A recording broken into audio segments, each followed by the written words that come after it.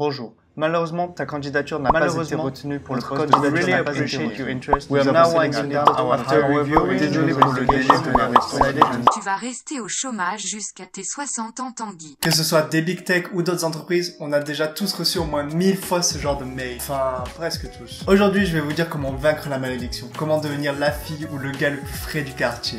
Yeah.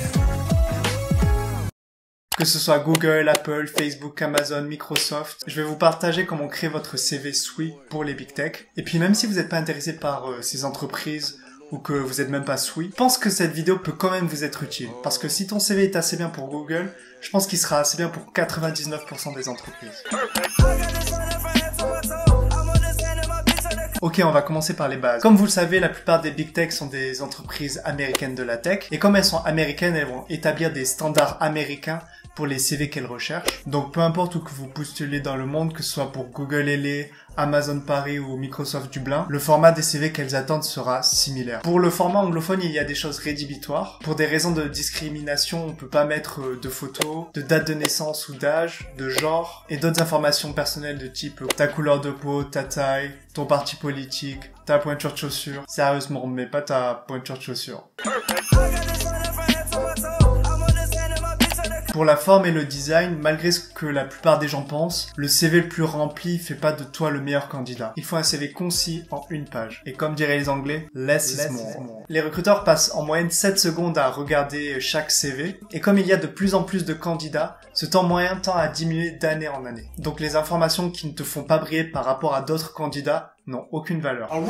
Par exemple, les erreurs les plus fréquentes faites par les gens, le permis B, on t'embauche pas pour être babysitter, le pack office, lister toutes les langues que vous savez parler. C'est pas parce que tu sais dire bonjour dans 4 langues qu'il faut lister les 4 langues sur ton CV, et pire, ça peut même te pénaliser. Il faut vraiment enlever tous les doutes rédhibitoires sur le CV. Le but, c'est pas d'obtenir un job de SWE parce que tu sais parler une langue étrangère grâce à tes origines, même si c'est vraiment super, mais vraiment que tu décroches un job de SWE pour tes compétences de SWE. C'est tout. Ensuite, pour le design, on va dire que c'est un peu moins libre qu'en France. En France, on peut trouver des CV un peu chelous, avec plein de formes, de couleurs multicolores, des étoiles, des arcs-en-ciel, et plein de choses partout. Aux US, c'est un peu plus standardisé, un peu plus strict. Ça ressemble à ça. Je bouge mes bras parce que je sais pas encore comment je vais monter la vidéo. Donc voilà, à première vue, tu te dis c'est un peu moche, un peu triste par rapport à un CV français. Quoique les goûts et les couleurs dépendent de chacun. Mais ça a plusieurs objectifs. Déjà, le recruteur, il va vous prendre pour quelqu'un de plus professionnel. Et surtout, le CV sera hyper lisible pour un humain, mais aussi pour les algorithmes. Car oui, les CV vont être scannés par des algorithmes avant même qu'un moldu n'y ait jeté un œil. C'est pour ça que des fois tu peux recevoir un mail de refus quelques minutes après avoir postulé, car l'algorithme aura jugé que ton CV n'était pas assez lisible et pas assez bon pour entrer dans le processus de recrutement. Dans une autre vidéo, je vous montrerai mon CV personnel. C'est le CV qui m'a permis de réussir l'étape CV chez Apple, Facebook, Amazon, Microsoft en tant qu'ingénieur. Mon CV respecte ce format mais un peu à ma sauce, on va dire. Ok, donc maintenant qu'on respecte les codes, on va pouvoir passer aux choses sérieuses. Le contenu, donc l'entête. Dans cette section, on va donner les informations basiques qu'on peut trouver dans tous les CV. Ça semble évident à première vue, mais déjà là, il va y avoir des gens qui vont faire la différence. Parce que pas mal de personnes font des erreurs de typo, donc pensez bien à relire cette partie-là. Le prénom, le nom, l'adresse mail, le lien LinkedIn, le lien GitHub ou portfolio. Ensuite, on a le titre, qui est normalement celui qui correspond au titre de l'offre à laquelle tu postules. Ça permet au recruteur de savoir qui tu es et ce que tu recherches. L'idéal est de changer le titre de ton CV avec le titre de l'offre d'emploi ou de stage. Par exemple, chez Microsoft, les ingénieurs sont des software engineers, mais chez Amazon, les ingénieurs sont des software development engineers. Donc pour les SWE, c'est plutôt similaire, mais il y a d'autres rôles où ça peut être un peu plus marquant, notamment les rôles orientés management de projet ou management de produits. Le meilleur exemple que j'ai ici, c'est Product Manager et Program Manager. Si le titre de l'offre dit Product Manager, mais que toi, sur ton CV, tu as Program Manager partout, mais que pourtant les compétences sont exactement les mêmes, je te recommanderais de changer ton CV et de coller au mieux à l'intitulé du poste sur l'offre de stage ou d'emploi. Au moins, il y aura plus de chances que tu sois trouvé par l'outil de recherche des RH. En gros, les recruteurs ont une grosse base de données avec tous les CV, et avec ça, ils ont un outil de recherche par mots-clés. Par exemple, un poste de Product Manager se libère. Ils vont chercher dans cette base de données avec les mots-clés Product Manager.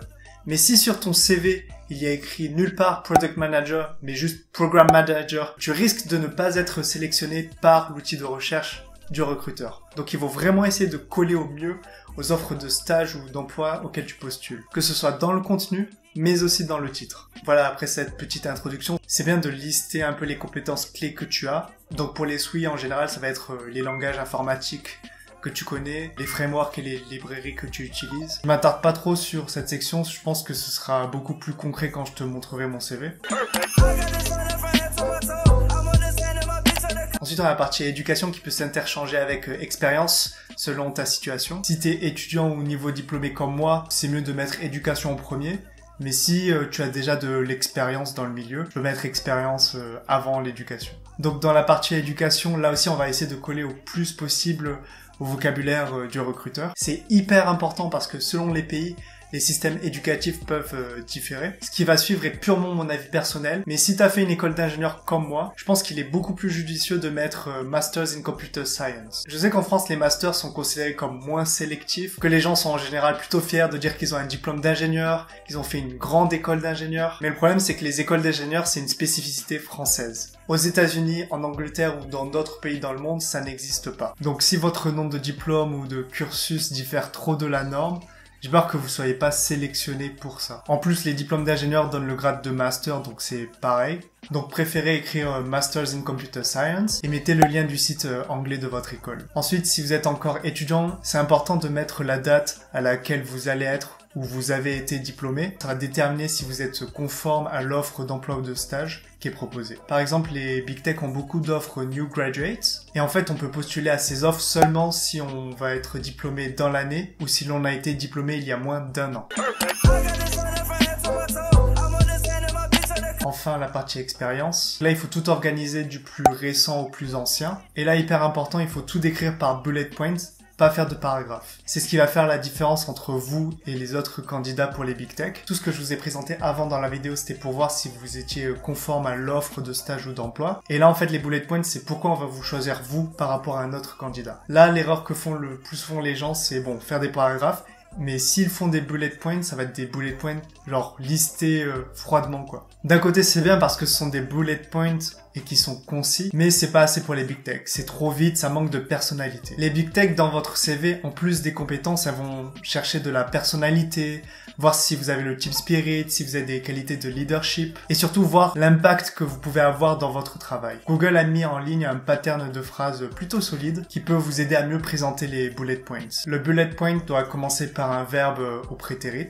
Accomplished X as measured by Y by doing Z. Et l'exemple qui est donné, c'est Increased Server Query Response Time by 10% by restructuring API. Voilà, c'est un pattern extrêmement puissant parce que je trouve que c'est une façon élégante de dire l'impact que tu as eu dans ton travail grâce à tes compétences. Tu as ce que tu as accompli en X, tu as une mesure de l'impact que tu as eu en Y, et tu as le Z, pourquoi tu l'as fait, comment tu l'as fait. Bon, j'avoue, ce pattern, il est un peu dur à respecter à 100%. Moi-même, sur mon CV, j'ai pas respecté ce pattern à 100%, mais c'est important de comprendre, en fait, l'idée qui se dégage de ce pattern et d'essayer de tendre vers ce type de phrase.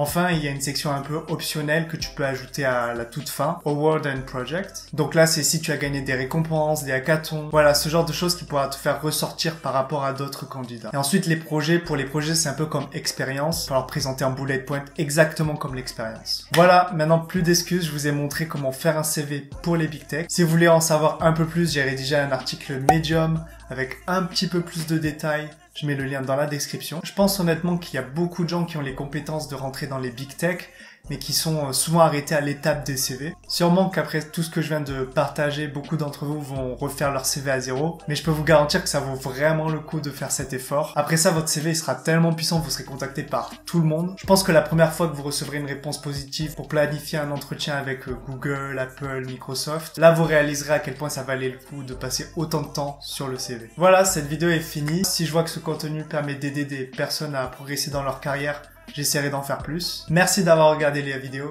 Ciao!